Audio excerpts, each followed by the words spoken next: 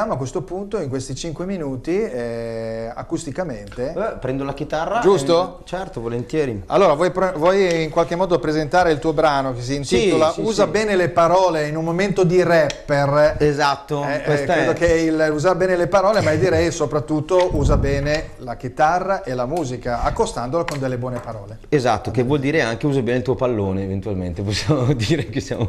fa così.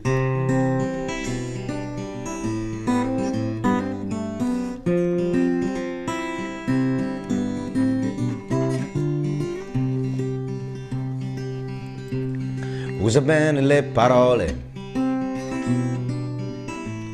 ti potrebbero servire, soprattutto quando è tardi e ti sembra di impazzire con il vuoto dentro il cuore. Le parole sono sante, sono vittime e innocenti, o mendaci o avvelenate, anche armi contundenti per far spazio fra la gente. E ogni lingua ha la sua storia, è un segreto inconfessato, e aver cura della forma è rispetto per l'amore, per chi c'è, per chi c'è stato. La chitarra è mia sorella, è una scelta complicata che mi ha reso più sensibile alla vita, ma comunque mette voglia di far festa. E l'unione con un testo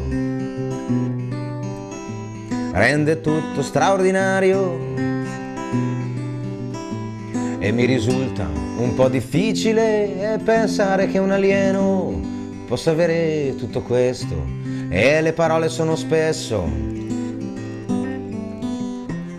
un aiuto per la svolta, che se vuoi puoi ripartire ogni giorno come il primo, e così ti trovi nuovo. Scegli il codice migliore per poterle coltivare, e siccome sono tante e potrebbero far male, usa bene le parole.